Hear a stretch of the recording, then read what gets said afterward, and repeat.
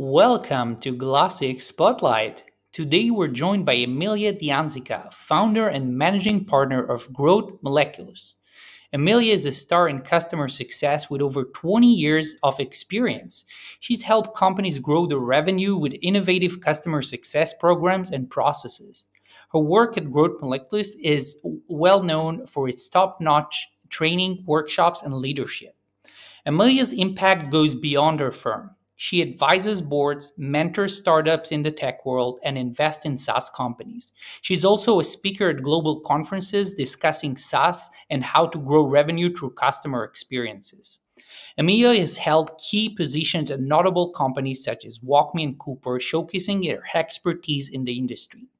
She has co authored Pressing On as a Tech Mom, highlighting the stories of women in tech and pushing for diversity and inclusion in the workspace. Emilia, welcome to Glassix Spotlight. We're absolutely thrilled to have you today. Thank you so much for having me, Ran. I'm excited to be here and to discuss everything customer experience, support, and success today. Great. So, Emilia, before we start today's discussion, could you tell us a little bit about your journey, your current company, your current focus on customer experience innovation, and how you see CX driving revenue growth? Absolutely. So I've been in customer success, as you mentioned, for over 20 years ago. But after I left WalkMe, I decided I really wanted to go into consulting and really have a significant impact across many different companies globally. So 3 years ago, I started Growth Molecules.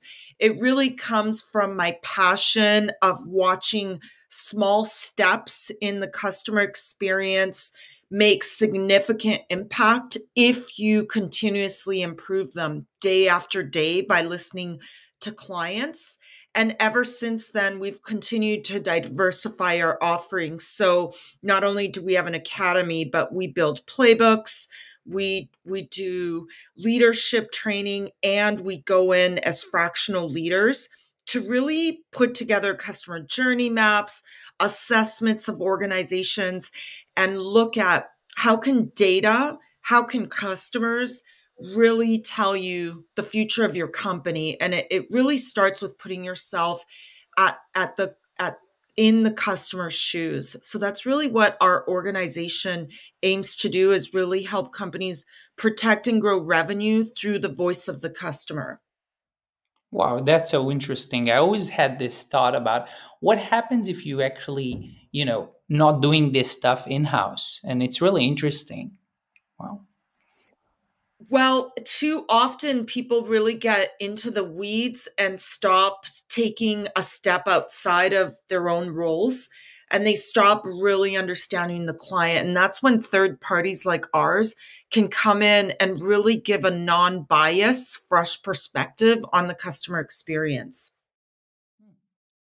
Great. So, for our listeners who are curious about today's episode called Scaling Success, Emilia D'Anzica on fueling revenue growth through CX excellence. And Emilia, I want to start off today with the first question is, in your view, how does a strong customer experience foundation contribute to a company's revenue growth?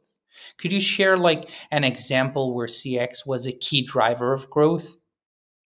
Yeah, absolutely. Well, if you look at our current airline industry and how competitive it continues to become with more and more discounted, uh, cheap airlines out there that just put you on a flight and get you from destination A to destination B. But at the same time, very large airline organizations are posting record profit.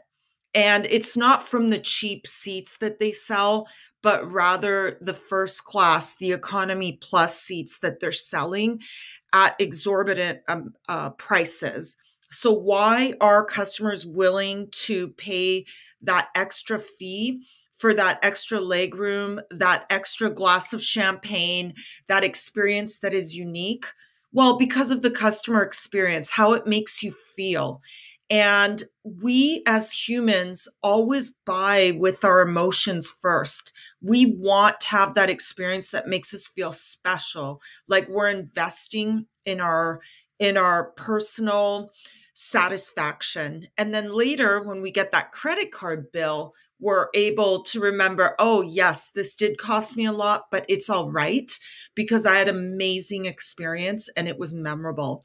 And because of that human nature for us to want to experience luxury, the airlines are even though there's continuous cheap airline prices out there, they're still able to book their seats solid and have that amazing experience. So much so that people go on Twitter, they go on their social media, and they rave about the experience when they go that extra step to feel that specialty. And that's just one of many experiences. Obviously, in software, you're seeing companies uh, post record profits. And when they ask, well, what is one of the main reasons? It's that customer that keeps coming back, that renewable client who wouldn't even think about going to a competitor when there's so much competition for every software platform that's out there. I couldn't agree more with you. Not actually on the first one. I'm still a light traveler, if you know what I mean. But definitely on the SaaS side of things. Listen, I'm doing marketing for over 12 years now, and every place I go, I just take HubSpot with me. Uh, and be it CRM or just a marketing automation platform, or HubSpot have it all after all, right? But I mean, I'm a brand advocate. I'm not just implementing HubSpot and everywhere I go, but I also recommend it to others, and I bring in more clients to them. And the reason is very simple. Putting aside is a great product, the experience I get in every single touch point, every single interactions that I have with a brand is just outstanding. I would agree. We are HubSpot clients and we invest heavily in optimizing how we use it because it is such a powerful platform. And if you look at their CEO, she started out in customer success. She was the chief customer officer, moved into the executive officer role. And ever since then, they continue to take more and more of the CRM market space. And there's a reason it's the customer experience. Yeah. So, Emilia, when it comes to measuring the impacts of CX on revenue growth, which metrics do you believe are most crucial? How should companies approach these metrics to ensure effective growth strategies? Yes, I'll start with the one that is often most neglected, and that is customer advocacy. So, not enough companies out there are asking, how did you hear about us? And you would be surprised how many people, just like you just shared that you're a seller essentially of HubSpot. It's because you've had such an amazing experience with them. And when you first set up HubSpot, whether as a free user or a paid one, they do track a lot about you. What roles are you in? What is most important to you? How did you hear about the platform? Those kind of things should be measured, right? So what are people saying about you when you're not in the room? And Ran, that is one of the most neglected metrics that companies need to start measuring, and that is customer advocacy. What are people saying when you're not in the room? Secondly, even though net promoter scores were created for the business to client, so think of like a nail salon, a dentist, B2C, I do believe that understanding whether it's a customer satisfaction score, a net promoter score is incredibly important because you can follow up by saying, why did you give us this score? And then on top of that, what is your company going to do about it? If someone gives you a 0 because they're having a bad day and they just can't figure out how to use your product, they're just having a bad day. That's an outlier, but is that really how they feel about your product? What matters is, on an average, what are businesses thinking about your product when they think about what does success look like now in a year from now? Am I going to renew? Because I guarantee your competitors are knocking on the doors of your clients. And it happens in my industry as well. Companies who I compete with in the consulting space are able to go to my website and proactively go reach out to any client, and so can yours. So you should absolutely be looking at customer satisfaction, net promoter score. And then when you think about continuous improvement, so your customer success organization should be asking during the onboarding, what does success look like from a year from now? And be able to track those metrics. Are they continuously receiving a return on investment? Is your health score of that client continuously going up, or suddenly do they stop using your product? Those kind of metrics you need to be looking at. And of course, the ones that any investor looks at is not only the net retention rate, but also gross retention and logo retention. One logo, like perhaps you have Amazon or Coca-Cola, could represent a significant amount of your revenue. So things like logo retention should also be addressed when you think about customer experience and forecasting what does your company health look like. I absolutely love that. And to your last point about logo retention, I think that, amidst all the situation in the world today, and the changes that been through the SaaS space in particular in 2023, I think that a lot of investors, and correct me if I'm wrong here, are also looking at cross sales within your existing customer base. Yeah, absolutely. So not only, and that can go into net retention, right? Not only through upsells, but also cross sells, like you mentioned. So think of more licenses, more departments, more products. If your company has more than one product, those all go into cross sell and upsells. And then, of course, one that's often neglected as well, that companies don't look at, is what happens when you lose your champion, right? That person who has been championing or maybe brought you in when they joined the organization. If they leave, they might bring you into their next organization as well. But what happens with your current new leader that's going to step in? Will they rebuy your product? So really your customer success team is now reselling. And that's really one that your team needs to be prepared to measure. Of the clients where we lose our champion, how many of those clients are we still able to retain by reselling to a new buyer, essentially, that has stepped into the role? That's why I always say customer success roles are the hardest, because you need to Yes, combine customer experience, you need to combine customer support, you need to combine customer service, and on top of that, you also need to be able to sell. exactly. 100%. And it is becoming more and more sales centric as we speak.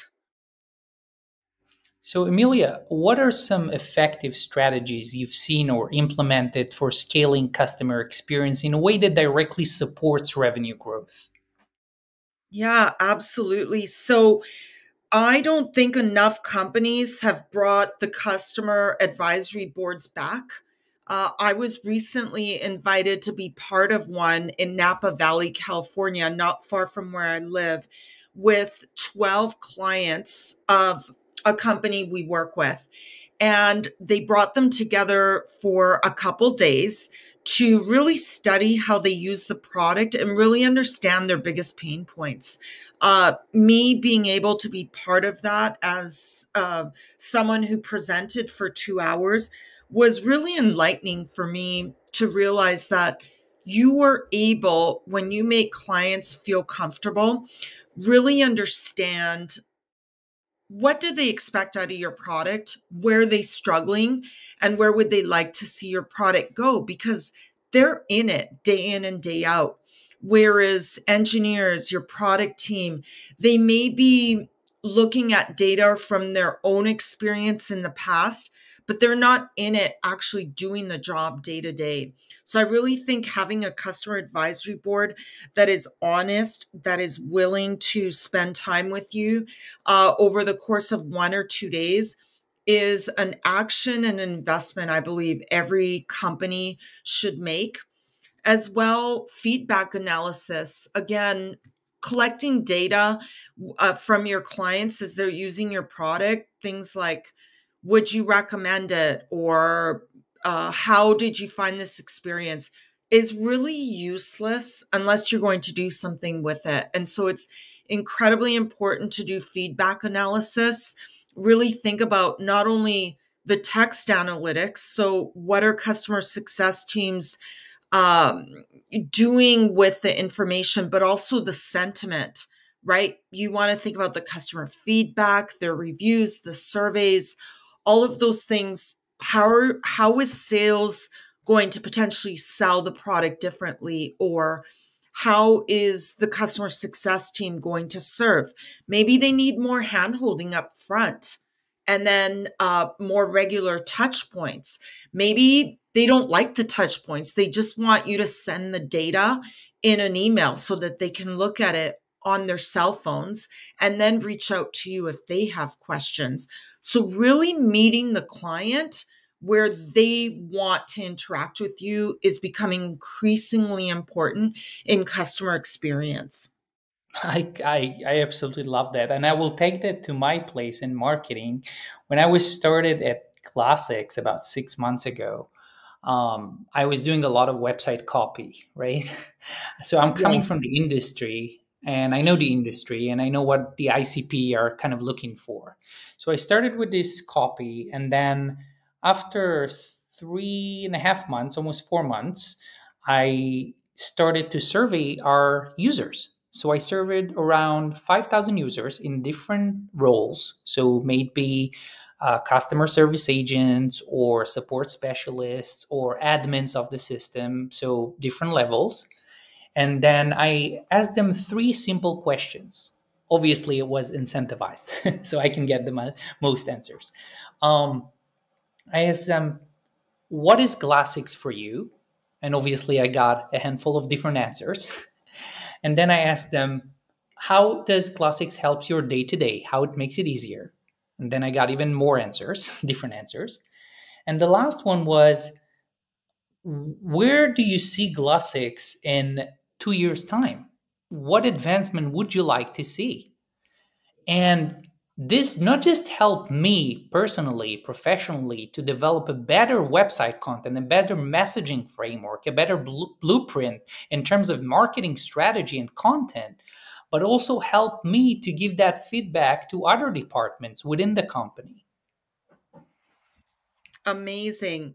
I love that. And it's it would be unjust not to mention that artificial intelligence can help you with analysis in new ways that we haven't been able to do in the past. And so, really being able to analyze what are the key words that these clients are giving you, being able to quickly make bubbles. Showing what are the most common sentiments that these clients have can speak volumes to product, for example, because as humans, we're very visual. And so being able to see where the main pain points are and addressing them by size quickly is incredibly powerful. True. And you know what our kind of leading sentence in the homepage in the header H1 is? What's It's one that? inbox, countless smiles. Now, it might not saying a lot to you, but to them, it just means everything, apparently. Hmm. Yeah, I love that. I love that. The smiles, the emotions, what we started the conversation with. So, Amelia, how do you see the relationship between customer loyalty and long-term revenue growth? Can you discuss strategies that like transforming satisfied customers into loyal brand advocates, just like probably myself with HubSpot, I believe? Yeah, absolutely. So, look, right now, what's happening with Twitter is very unfortunate, and I did get off it myself, even though I've was one of the early adopters of the platform.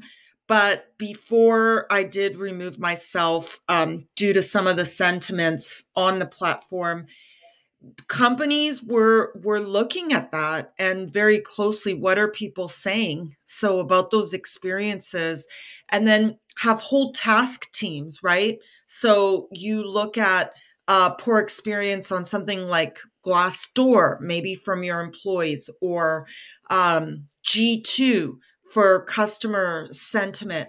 All of those customer experiences, what people are saying about your product, can really help you grow. So even within our own organization, we have over 100 reviews on G2. When someone writes something amazing in our surveys, for example, asking them to take that extra step to write a review on G2 means the world to us, and letting them know about it, thanking them for it. Those kind of experiences are incredibly important. And for companies, when we do assessments of their loyalty, if they don't have an online presence, whether it's bad or good, they are not taking advantage of the opportunity to really create more of a viral granola approach to loyalty and customer experience. So that is the more viral. The more, I would say, systemic approach is one, using artificial intelligence. So being seeing in the background, what are the clients doing with the product and where are they getting stuck, is incredibly important. Now, I have the vantage point. I worked at WalkMe for 3 years with products like that. I know it's possible, and with AI, it's becoming easier and easier to not even have to talk to a client, but to still be able to see what are they doing and then where are their friction points. I think that's really important as well. And then, of course, listening to the clients speak about your products, right? So today, with products like Gong, Zoom Info, Update AI, being able to capture the keywords that clients are feeling and then really analyze that can really help predict the future of your product. Are there negative tones? Are they showing up for the calls? Those kind of things will help indicate a lot of different things about the future of your clients. Absolutely. And I want to go back to your point about G2 because obviously it's very much marketing related, and kind of also our bread and butter here at Glassix. So we actually took it a step forward. We implemented the review iframe inside our SaaS platform. And that is triggered by events. So imagine yourself, you're a support agent, and you just closed a successful ticket, right? Ticket resolution. And then we pop up this box and say, hey, you're a superstar. You just closed this ticket in no time. Kudos to you. You love Glassix? Review us on G2. And that shows in their platform, in Glassix platform, they one click, they have 3 steps they have to go, and the review's there. And we've seen tremendous success by doing that. Just a life hack. Amazing. Exactly. Those are the things that not enough companies are doing. Right. So, Emilia, what are some common challenges businesses face when aligning CX initiative with revenue growth objectives? I mean, how can these challenges be effectively addressed? Yeah, absolutely. Well, one, I think it starts with uh, this common myth that you need to just focus really on revenue first. Revenue will naturally come and occur if you start with the customer experience. So being in the life of a client, asking your executives to spend some time with the support team, really understanding what are the most common challenges is really important. And one company that I really respect and is really about the customer experience is Drift. So they require anyone who is starting to start in support.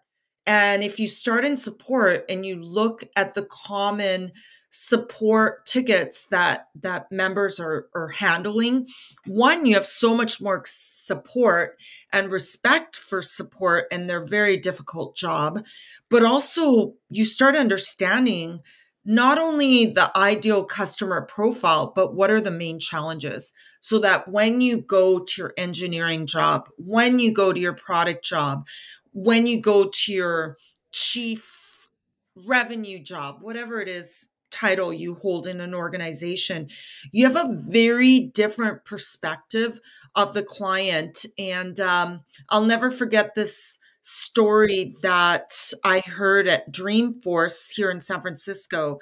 Is the one of the first chief customer officers at Salesforce said, my very first day working for the company, I went to my desk, I was sitting down, and Mark Benioff walked in and said, what are you doing here? He's like, Mark, you hired me. I'm working. It's my first day. He said, no, if you're leading customer success, customer experience, you need to be talking to customers. How do you know how to do your job if you don't talk to customers? So really making sure you understand the customer experience and then building your key performance indicators, your North Star for the company, all of the things that go into revenue and not only retaining, protecting it, but also growing it is incredibly important. So it really starts putting yourself in the customer experience. That is so true. I mean, nowadays, especially in the ever-changing landscape of what we're existing, um, I mean, CEOs and every C level should have regular conversations with customers, and not just the big customers. I mean, almost every customer. Right.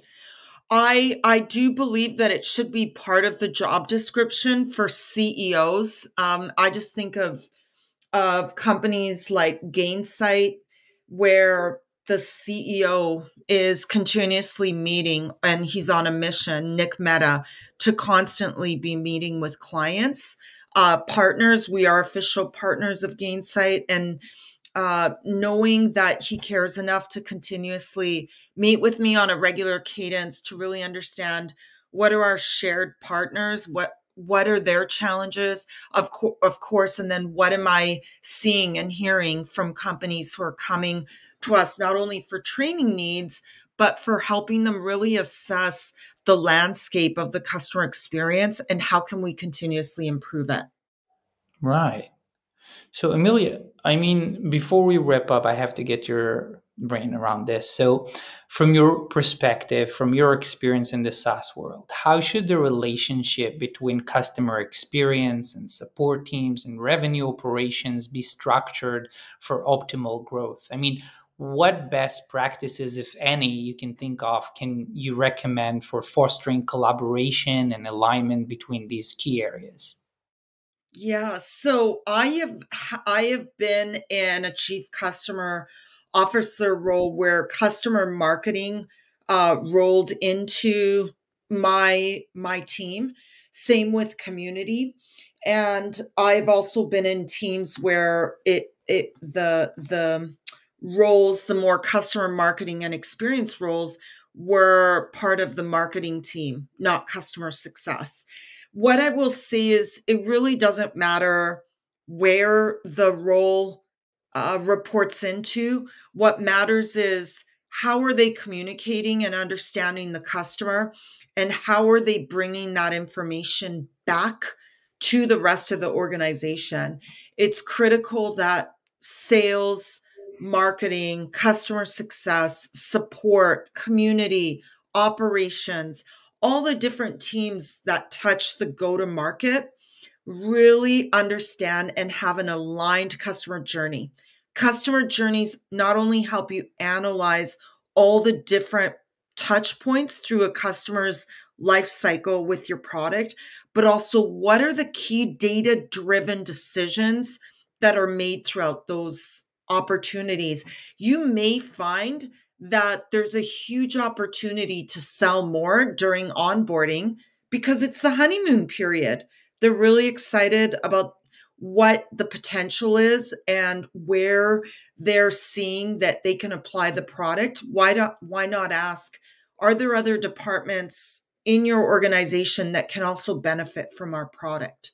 Right? So really making sure that the whole go-to-market strategy understands what is the customer journey, what is the voice of the customer, and what is my role that I can impact it to make it better.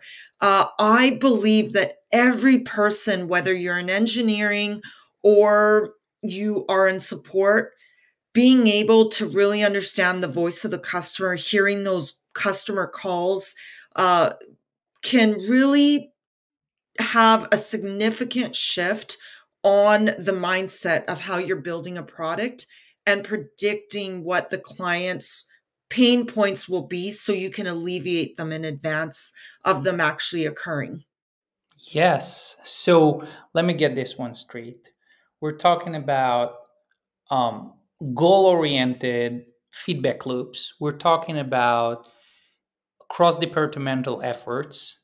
And one thing that I think that is always get neglected in this type of structures and conversations and strategies is the compensation.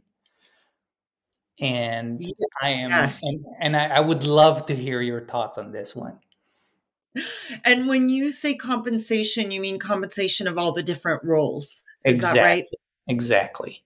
Yes. Yes, absolutely.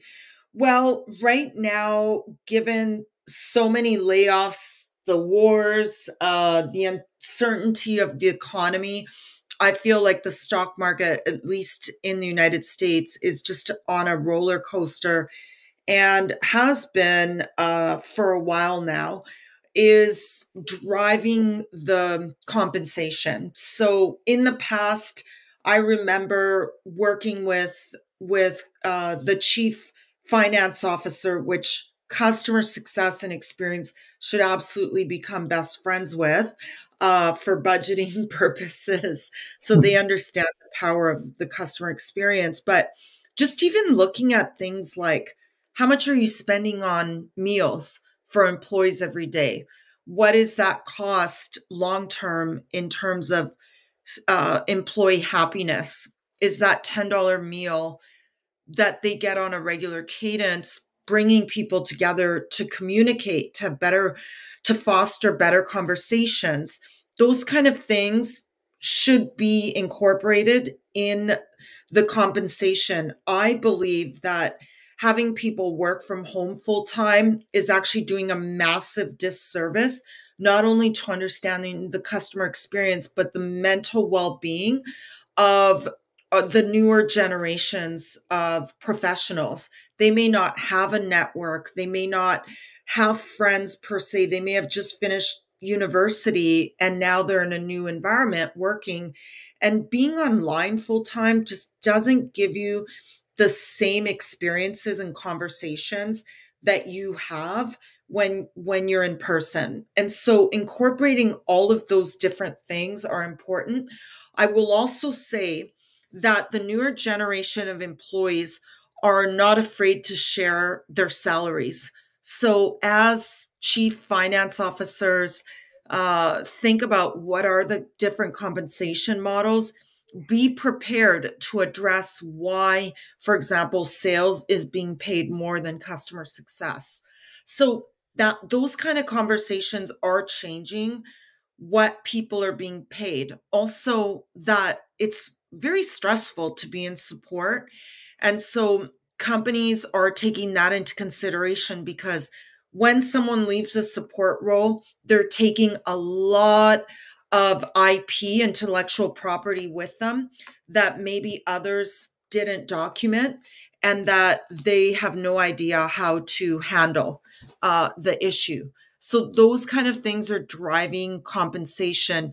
There has to be a balance. One, a lot of people are out of work, but two, also, do you want to be a revolving door where you're constantly hiring new people because you can't retain the best talent with competitive wages? Right.